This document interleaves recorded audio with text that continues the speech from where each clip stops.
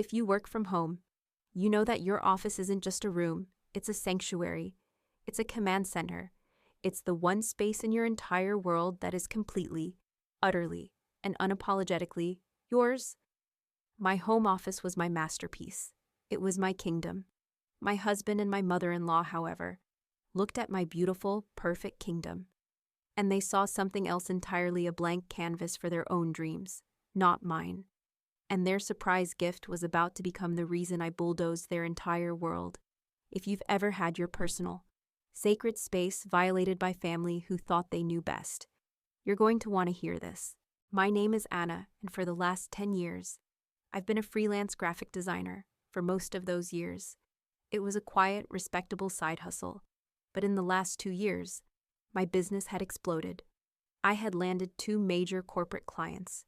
My work had been featured in design magazines, and I was finally making a name for myself, the heart of my operation. The place where I spent 10 to 12 hours a day building my empire was my home office. It wasn't just a spare bedroom with a desk. I had designed it myself. I had spent thousands of dollars on the perfect ergonomic chair, a massive high-resolution monitor, and a top-of-the-line drawing tablet. The walls were painted a specific shade of calming, creative gray. I had custom-built shelves for my art books and a massive corkboard that was a beautiful, chaotic collage of my current projects, my inspirations, my successes. That room was a physical manifestation of my professional identity. It was my sanctuary. My husband, Mark, was a good man in many ways. He was loving, supportive of me personally. But he had a traditional streak a mile wide, a trait he had inherited directly from his overbearing mother, Carol. And for the past year, they had formed a united front in a relentless campaign called Operation Baby. The problem was, I wasn't ready. I loved Mark, and I wanted a family with him someday. But I had been very, very clear about my timeline. Just give me 2 more years, I had told him. Again and again. My business is finally taking off. I'm on the verge of landing a contract that could set us up for life. Please, just give me 2 more years to focus on this. He had agreed, but his agreement was always tinged with a reluctant sigh, a look of disappointment that was amplified tenfold by his mother. Carol, my mother-in-law, saw my career not as a source of pride, but as a selfish, childish hobby that was preventing me from my one true purpose on this earth, giving her a grandchild. The baby pressure was a constant, low-grade hum of disapproval in my life. A typical Sunday dinner at her house was a masterclass in passive aggression. I saw Susan's daughter, Jennifer, at the market today, Carol would begin, her voice dripping with a sweet, casual poison. With her new baby boy, she looked so happy, so fulfilled. She said being a mother has finally given her life a real purpose. You know, Mark would then chime in, right on cue. We're not getting any younger, honey, he'd say, placing a hand on my knee. My mom's right. Wouldn't it be great to have a little one running around? We will, I'd say, my voice tight with the frustration I was trying to conceal. In a couple of years, Mark, we talked about this. That was our agreement. They would then pivot to dismissing my career, the thing that I was so proud of, the thing that was the source of my own fulfillment. Oh, that little design business of yours is so sweet, dear, Carol would say with a dismissive wave of her hand. But it's a hobby, really, a family. Now that's a legacy. Mark, my dear husband, would just sit there, silent, offering no defense of my life's work. In his mind, my career was something that could be paused, like a TV show. It was a temporary diversion before my real life as a mother began. The conflict came to a head when I got the biggest news of my professional career. I had been invited to be a keynote speaker at a major design conference in London. It was a massive honor, a sign that I had truly, finally, made it. It would be a week-long trip. When I told Mark and his mother, their reactions were telling. Mark was supportive, but with a hint of resentment. A whole week, wow, that's a long time. Carol was openly horrified. London, she'd said, as if I had just announced a trip to the moon. For a week for your little hobby. Who is going to cook for my son? Who is going to take care of the house? I just stared at her. He's a 36-year-old man. Carol, I said. I think he's capable of feeding himself for 7 days. The week leading up to my trip was filled with a tense, palpable energy. I was so excited for the conference, so proud of the speech I had prepared, but I was also filled with a vague sense of unease. Mark was being strange.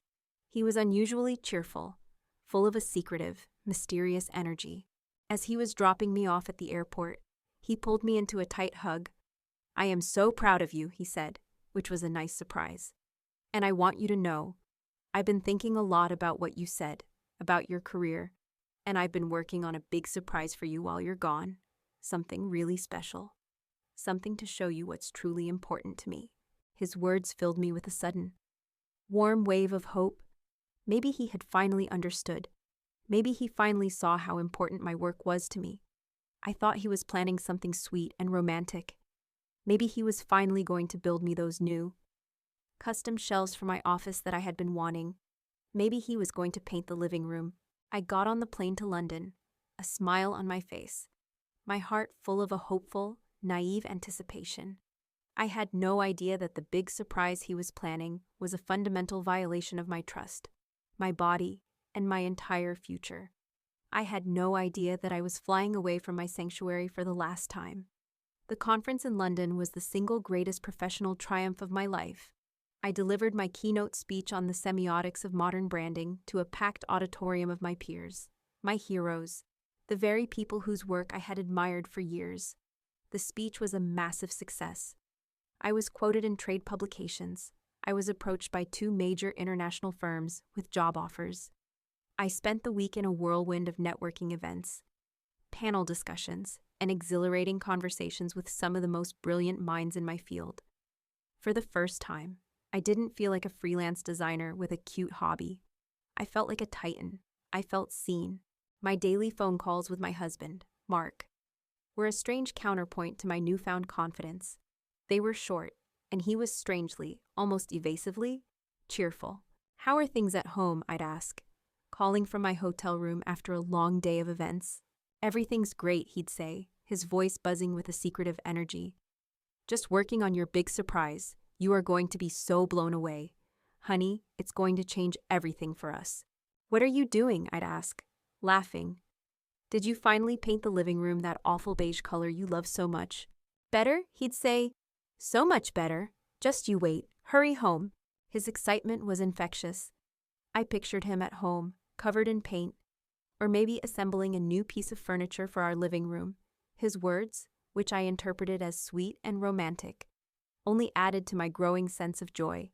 My career was taking off, and my husband was at home, planning a surprise to show me how proud he was.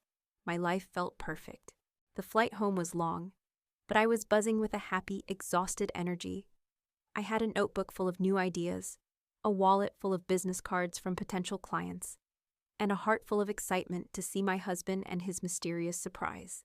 I imagined a romantic dinner, a weekend trip he had planned, a new piece of art for my office. When I finally got home, the house was quiet. A single lamp was on in the living room. My suitcase clattered on the hardwood floor of the entryway. "Mark," I called out, "I'm home." There was no answer.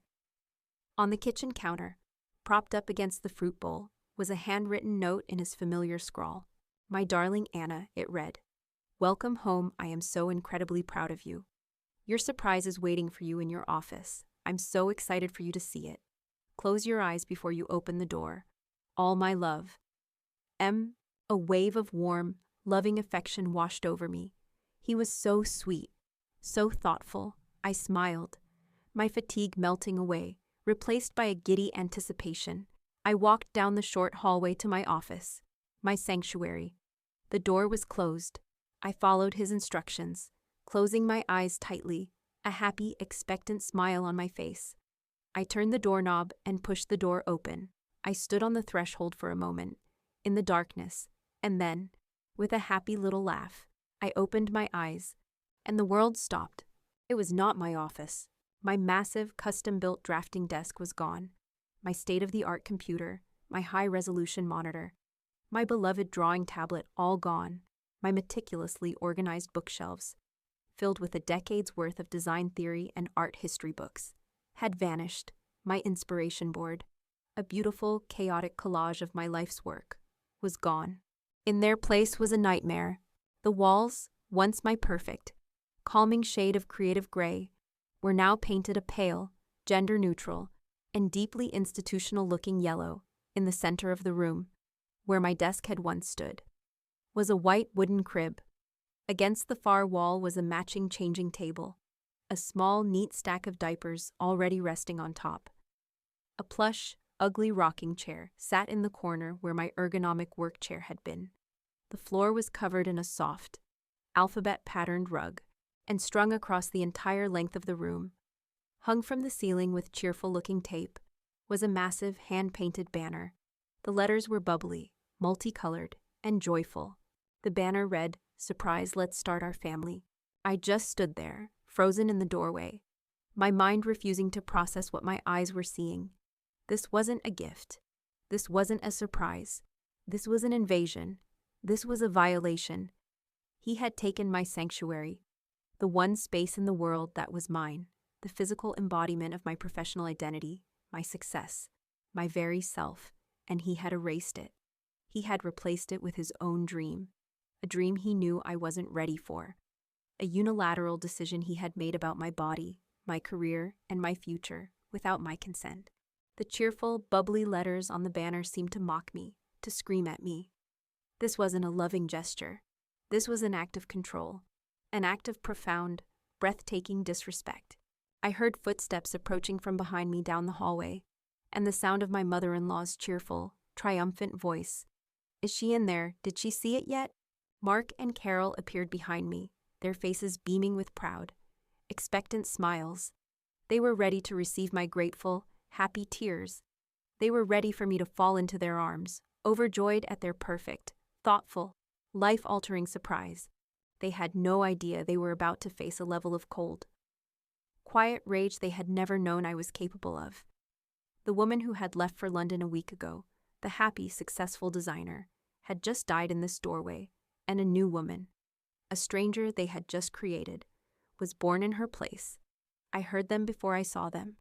My husband, Mark, and his mother, Carol, came down the hallway, their footsteps light, their voices buzzing with a self-congratulatory excitement.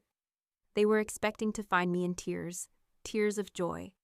They were expecting me to fall into my husband's arms, weeping with gratitude for this grand, romantic, life-altering gesture.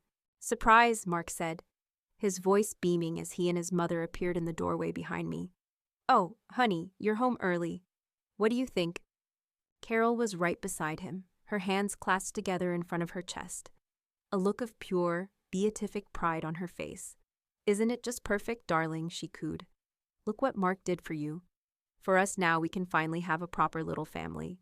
I didn't turn around. I couldn't. I just stood there, frozen on the threshold of what used to be my life, staring into the pale yellow room that was meant to be my future. My mind was a roaring, static-filled void. The cheerful, hand-painted banner, "Let's start our family," seemed to pulse with a menacing energy. "Anna, honey," Mark said, his voice losing some of its cheerfulness, now tinged with a hint of confusion. "Aren't you going to say something?" Slowly, I turned to face them. I looked at their two smiling, expectant faces, and I felt nothing, not joy, not gratitude, just a profound and terrifyingly calm coldness. It was the calm at the eye of a hurricane of rage so immense. I was afraid if I let it out, it would level the entire house. My voice, when I finally spoke, was a quiet, dead thing. It didn't sound like my own. "Where is my desk?" I asked. The question confused them. It wasn't the question they were expecting. They were braced for an emotional reaction, tears, hugs, laughter, not a logistical inquiry. "Your desk," Mark repeated with a small, baffled laugh. "Honey, what are you talking about? Your desk is in the garage. We can sell it later, or put it in storage. We don't need it anymore. We need this," he said, gesturing around the nursery with a wide, proud sweep of his arm. "This is what's important now." "My computer," I said, my voice still a flat, dead monotone, my gaze unwavering. "My drawing tablet, my files, my client prototypes. Where is my business?" "Mark, it's all safe," he said quickly, a flicker of defensive annoyance in his eyes. "It's all packed up in boxes in the basement. Anna, Why are you focusing on that? Look at what I did for us. This is about our future, our family. This is not about us, I said, my voice finally beginning to shake with the fury I was trying to contain. This was about you and her. I flicked my gaze to my mother-in-law, who was now looking at me with an expression of dawning disapproval. Anna, for heaven's sake, Carol began, her voice taking on its familiar condescending tone. Stop being so dramatic. It's just an office, a hobby, this, she said, her voice softening into a tone of righteous, maternal wisdom. This is a family. This is what's truly important. You should be on your knees, thanking your husband for such a loving, thoughtful gift. A gift. She called this a gift. And that was when the hurricane inside me finally, catastrophically, made landfall. A gift. The word was not a whisper anymore. It was a roar, a sound of such pure, unadulterated rage that I saw both of them flinch backward. You call this a gift? I stepped out of the doorway of the nursery and advanced on them. You came into my sanctuary, I said, my voice a low, trembling snarl. The one space in this entire house that was mine, the heart of my career, the business that I built with my own 2 hands, the one that, I might add, pays the mortgage on this very house. And you destroyed it. You erased me. And you did it without my permission. I looked at my husband, at the man who was supposed to be my partner, my equal.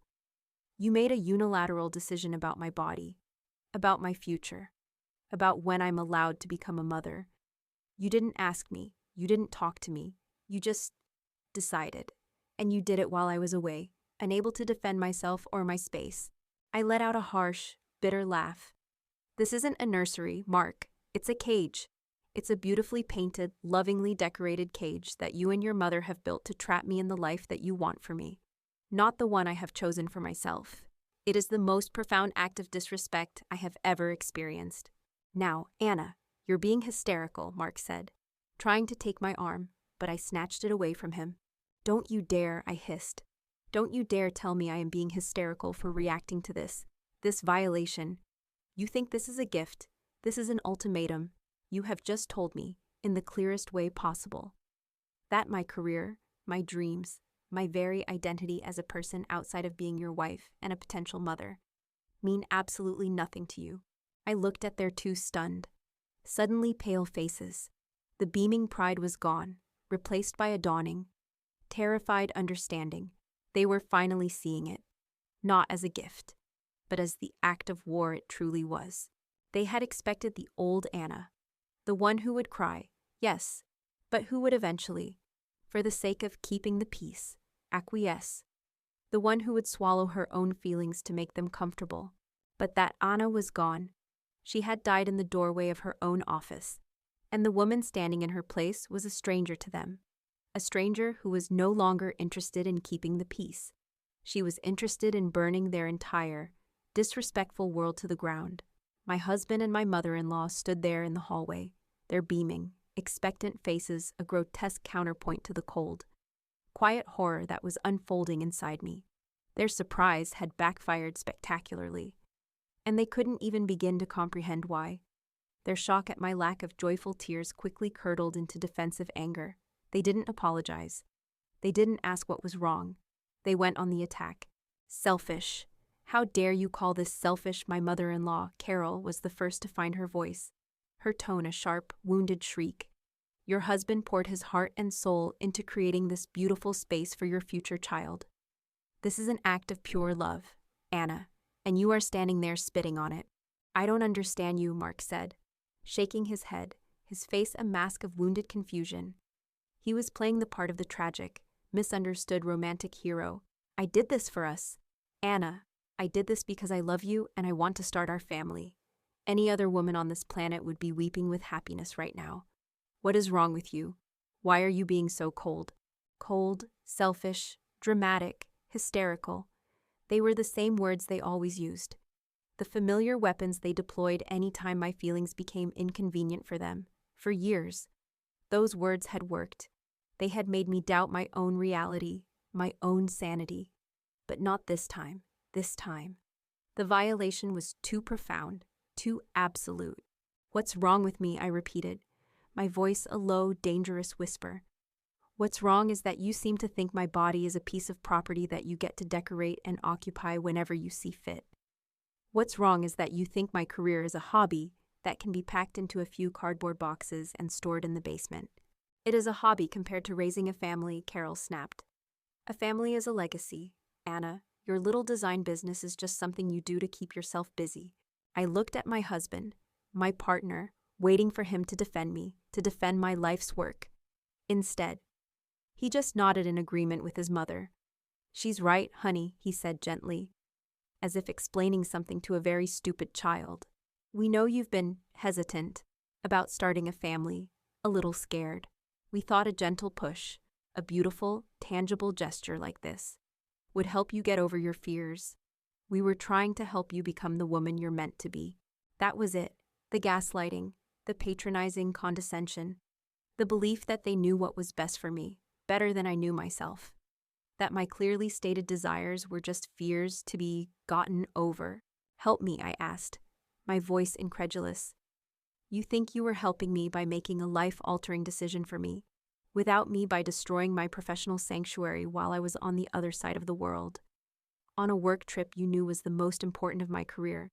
The fight escalated then, spilling from the hallway into the living room. Voices were raised, ugly truths, long suppressed for the sake of keeping the peace, were finally, brutally, laid bare. This is what a husband is supposed to do, Mark yelled, his face red with frustration. He's supposed to provide a home, a nest for his family. I was building us a nest. A husband is supposed to be a partner, not a dictator, I yelled back. A partner respects your dreams. They don't dismantle your office while you're out of town. A partner listens when you say, I'm not ready yet. A partner doesn't conspire with his mother behind your back to force you into a life you didn't choose. Oh, for heaven's sake, it's not like he was forcing you to get pregnant tonight, Carol sneered. He was showing you his commitment, something you clearly don't understand. What kind of woman doesn't want a beautiful nursery for her future children? It's unnatural. Unnatural. That was the word that stopped me cold. I looked at them, at my husband and his mother, a united front of judgment. They weren't just disagreeing with me. They were pathologizing me. They were telling me that my feelings, my desires, my very essence, were wrong, that my ambition was a flaw, that my need for autonomy was unnatural. And in that moment, in the heat of their accusations, I had a moment of pure, crystalline clarity.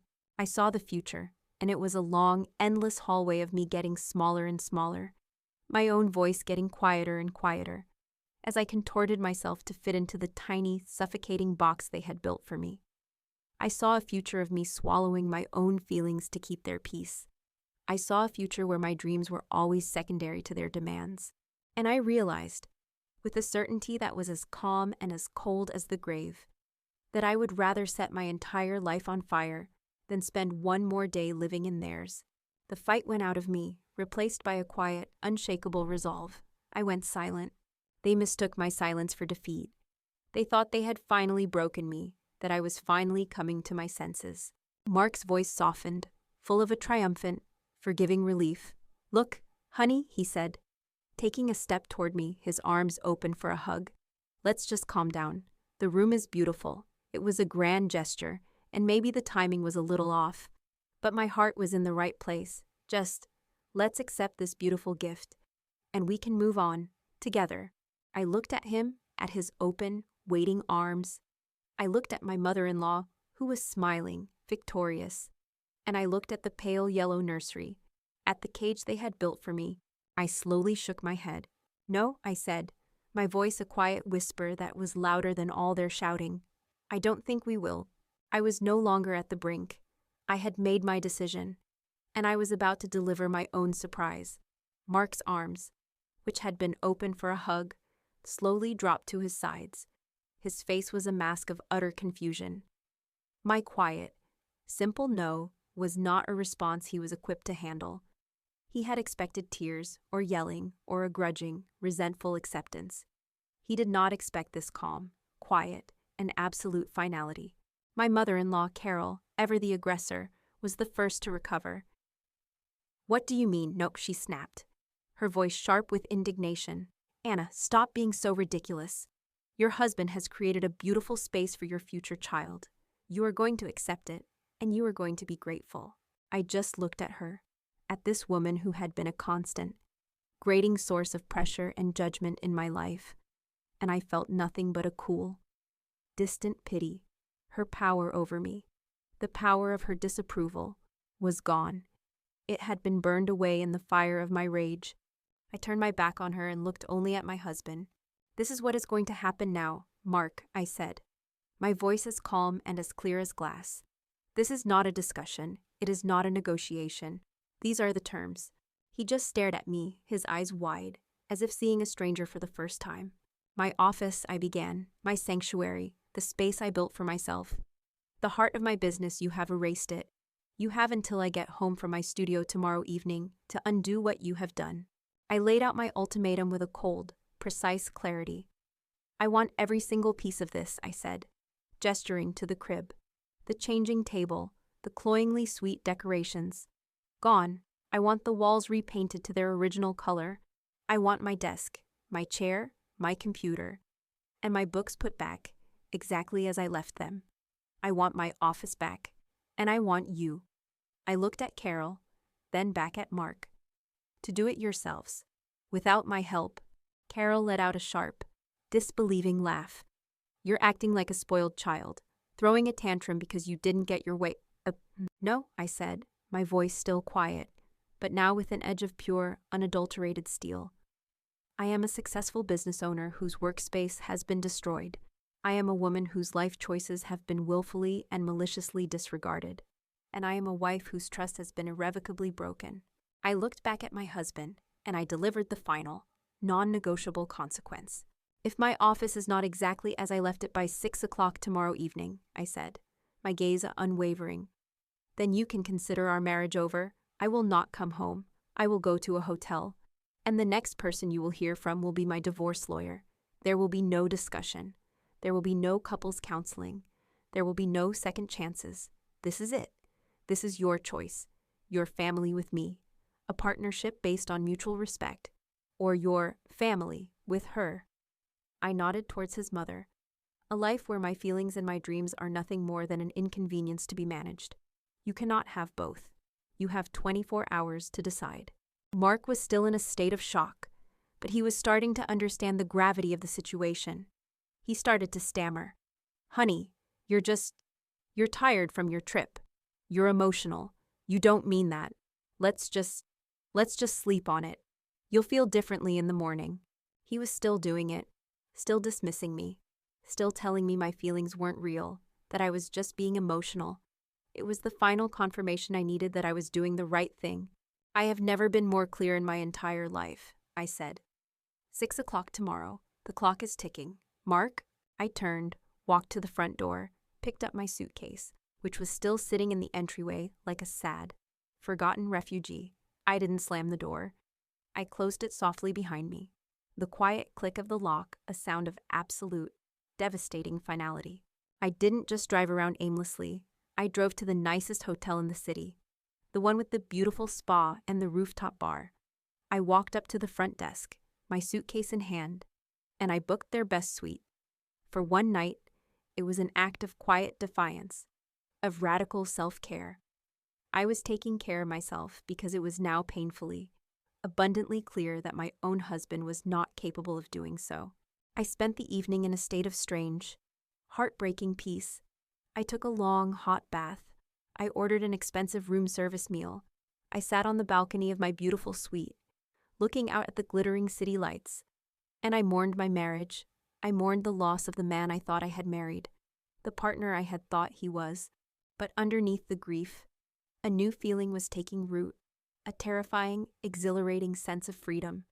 I had finally, after years of quiet compliance, drawn a line in the sand. I had given him a clear choice. The power was no longer mine to fight for. It was his to choose. I had no idea what I would find when I returned home the next day.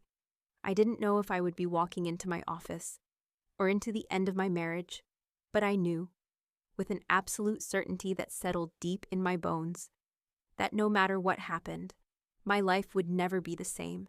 I would never be the same. The woman who had left for London a week ago was gone for good, and I was not sad to see her go. I spent the next day in a state of suspended animation. I didn't go to my design studio. I couldn't work. I couldn't focus. I just sat in my quiet, sterile hotel room, watching the clock on the wall, each tick of the second hand a countdown to the end of my marriage. A part of me, a small, foolish, hopeful part, kept expecting my phone to ring. I expected a frantic, apologetic call from Mark, telling me it was all a terrible mistake, that he was taking down the nursery, that he loved me more than his mother's outdated ideas about a woman's role. But my phone remained silent. At 5:45 p.m., I checked out of the hotel. I got in my car and I drove home, my heart a cold, heavy stone in my chest. The drive through the familiar streets felt like a funeral procession.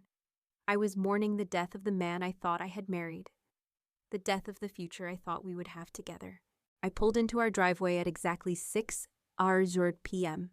The house looked exactly the same, quiet, unchanged. I walked up to the front door, my key trembling in my hand. I unlocked it and stepped inside. The house was silent. I walked down the hallway to my office. The door was ajar. I pushed it open, and my heart broke. The nursery was still there. Nothing had been touched. The pale yellow walls, the white wooden crib, the alphabet rug, the cheerful, mocking banner that read, "Surprise, let's start our family." It was all exactly as I had left it, a monument to his disrespect, a testament to his choice. And he was sitting there, in the ugly plush rocking chair, waiting for me. He looked up as I entered. He wasn't apologetic. He wasn't remorseful. He looked stubborn. He had made his choice, and he was doubling down. "So," he said, his voice calm, as if we were discussing the weather. "You're home. Did you have a nice little hotel stay?" I just stared at him, the last vestiges of my hope turning to ash. "I've thought about what you said," he continued, his voice taking on a tone of magnanimous, patronizing reason. "And I think you're being completely ridiculous. I think you're tired, you're emotional, and you're overreacting. This," he gestured around the room, "is a beautiful gift. It's a testament to my love for you, to my commitment to our future. Any normal woman would be thrilled."